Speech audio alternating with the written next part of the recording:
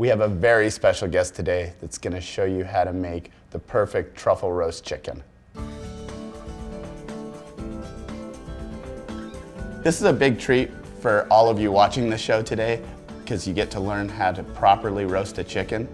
But it's very selfish for me because I convinced Traci to begged her to come on the show because I missed eating her food. It's been a little while, so. Thanks, Michael. Traci, we're gonna roast a chicken today, correct? Yeah, absolutely. So we're gonna start, we'll loosen up the skin here. So I'm just gonna run my fingers underneath to make some space, and then you can get all those truffles all over in there.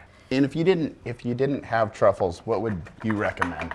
Well, I mean, normally when I roast a chicken, I put like thyme inside of it and just a lot of salt and pepper. Right. You know, sometimes a sprig of rosemary, a lemon inside of a chicken is really great. Yeah. Just take the lemon and poke it with a fork, and that's kind of my go-to is a lemon inside, and that gives great flavor too.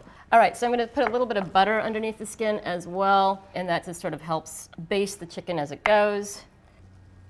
Yep, I can stick them in there. Just want to work them under the skin.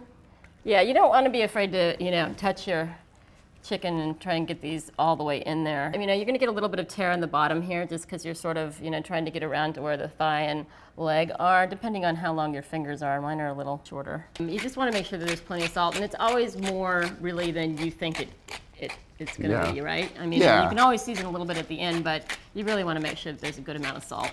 Yeah, a ton of salt on the outside, and it always seems like it's going to be too much. You put also some in the inside, the cavity. I just tuck the wings under. I don't like to tie them up because they actually then make a little soggy spot on the breast. That's a great trick, by the way. And it just kind of stabilizes the chicken, and then I just do a real simple pie in the bottom. You just want to come around the tail here and cross over, and then you can pull those legs in and cross them as well.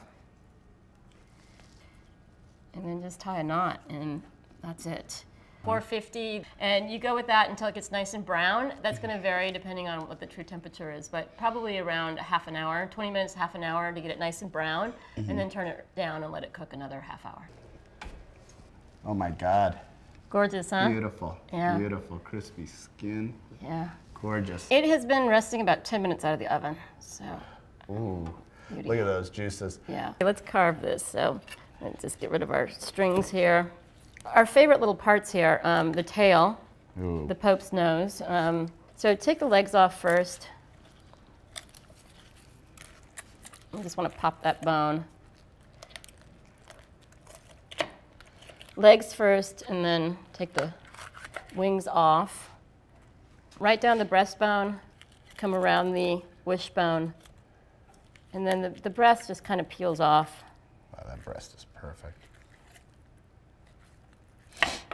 All right, there we go. Now the oysters are down here in the bottom where the thigh joint is, right above it, and you can just pop those out with your fingers, and that's the money.